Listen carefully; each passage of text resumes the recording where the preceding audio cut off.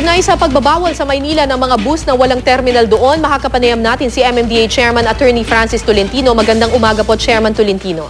Magandang umaga po, Karat, sa inyong mga taga-subaybay. Okay sir, ito pong ordinansa ng Maynila kaugnay sa pagbabawal ng mga bus na walang terminal doon sa Maynila. Naabisuhan po ba ang MMDA tungkol dito? Ito pong ordinansang ito ay 1964 pa, although amended recently, hindi ako nagkakamali, 2008. Kahapon po pinapunta ko po yung team namin sa NMD at nakaharap po si Mayor Erap at si Vice Mayor Isko at pinaliwanag po nila yung kanilang pakay dito kung bakit nila pinatupad. Okay.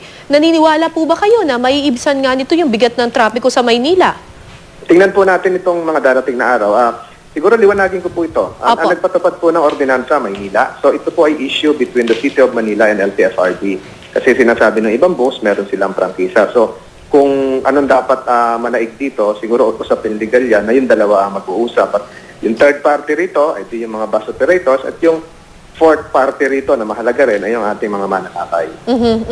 Pero I'm sure na pag-aralan din ng MMDA yung daloy ng trapiko dyan sa Maynila. Nandun po kami, tumutulong po kami ngayon simula nung ipinatupad po yan kahapon. Kaya ulitin ko po, ito po ay usaping lokal na may kahalong usaping legal sa LTFRB. At ang pinatutupad ng Maynila, sa paliwanag sa amin kahapon, ay yung kanilang 1964 ordinance as amended recently. Pero sa obserbasyon po ng MMDA, nagbago ba yung daloy ng trapiko simula? Napakaaga pa ho.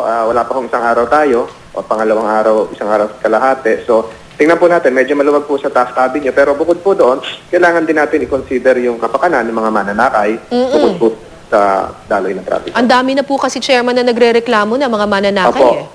Kapon, sabi ko, ang tamang pagbigyan ng tanungin dito ay ang City Hall of Manila at saka ang LTFRB. Chairman, panghuling tanong na lang po, nakatakta po ba kayo makipagpulong sa lokal na pamahalaan kaugnay sa kahapon isyong po, ito? naganap na ho yung kahapon. Opo.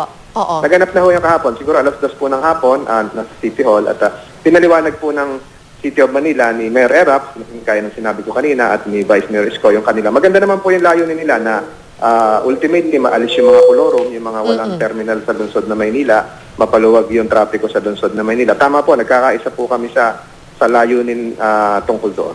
Pero as far as this issue is concerned, hands-off po dito ang MMDA? Hindi po hands-off. Nakatutok po kami doon. Kami po nagmaman ho ng as we speak. Pero yung decision kami po nagmaman ng traffic doon. Pero yung as the legalities concerned, the ordinance circa 1964, as well as the LTFRB franchises issued, it's not for the MMDA to determine as to the legal weight of both sides.